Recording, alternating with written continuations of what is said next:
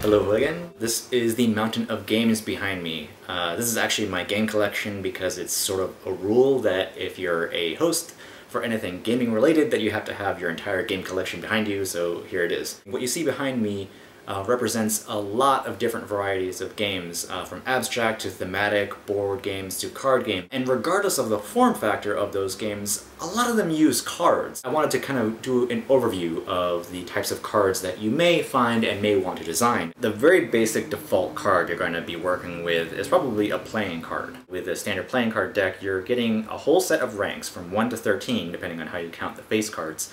And on top of that, you're also getting 4 different suits. When you cross-reference all that stuff, that's a lot of data that you can incorporate, and indeed, from all that data you do get quite a few games, from poker to bridge to war. What's important to note in terms of card design is that it's hard to beat the elegance with which playing cards incorporate a vast amount of data into a very simple presentation. A standard playing card is going to be 2.5 wide by 3.5 tall.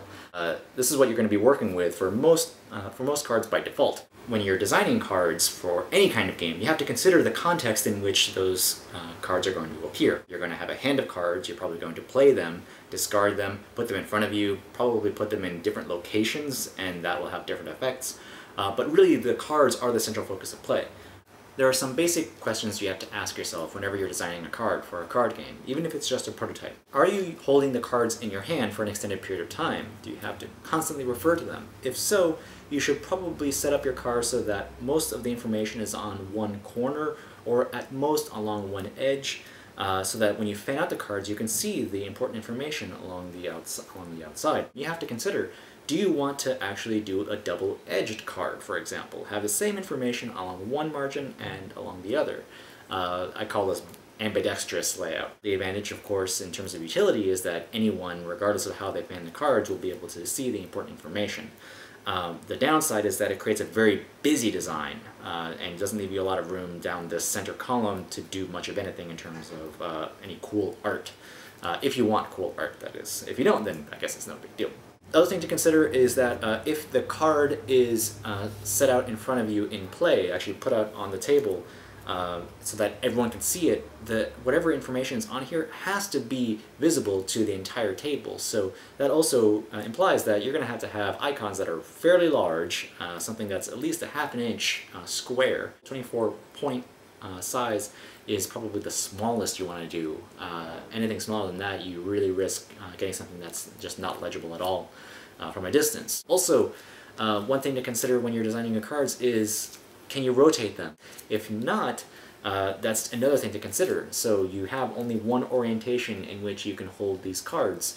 So you're going to get people, when they grab their cards, whichever direction they grab them from, they're going to have to shuffle their cards or rotate cards in their hand and make sure that they're aligned so that they can be read. You should also consider any kind of visual impairment that your players may have. This is less of an issue in prototypes since you can afford to be very Spartan in your design. Once you start getting into cards that are a little bit more complex, like this from a Warhammer game, color blindness may be an issue, so you want to make sure that your art and your iconography is sort of color independent. Your basic playing card that has several different ranks and several different suits. There's no other thematic element in this card at all. This card is from Jaipur. It's a trading game in which you trade goods of various kinds. In this case, this card represents spices. And you'll note that there's no ranks, no other information. This is just one piece of art on one card that represents one spice.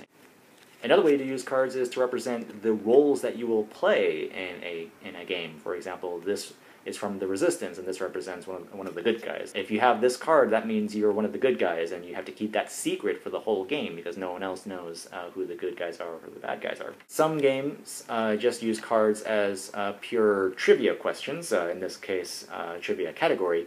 This is from Nomia. This is a card from Guillotine. This is an interesting case because the cards in Guillotine are never held in your hand. Everyone around the table has to be able to read this card easily, so that's why you get really big number, really big type, and really big portrait. By contrast, you have collectible card games like Magic the Gathering. This is a particularly old example of a Magic the Gathering card. This is a lot of information, and usually what you find is that anyone who's playing Magic has memorized their deck so well that they don't even need to be able to read all this information at once. And an even more complex example, you have a game like Race for the Galaxy, in which you can use cards face up, face down. All these cards have different effects based on the time in which they're used. So you'll get iconography based on these different phases of play. In this case, these two cards, or this one card, would be activated if it's used in one of these two phases. And you have some information here that goes into more detail about that. It gets pretty complex. And this is a lot of information, but at the same time, it's all kept to one edge, so you could theoretically fan your cards and keep this pretty straight. These are actually played face up on the table as a sort of map of a city. The important stuff is very, very clear, big numbers, big suits, and anything else like the background art, all that stuff, that actually has some mechanical effect, but it's so blended into the background and it's so rarely addressed that, that they can afford to keep it pretty hidden. Right. Point is, there are a lot of different types of cards that you can design. What I'd like to focus on is just the very basics of production, what type of card you're trying to design. All these things I'd like to address throughout the course of this course. First, let's start with the things that you'll need. Thank you for watching. Please like and subscribe, and support the rest of this series on Patreon.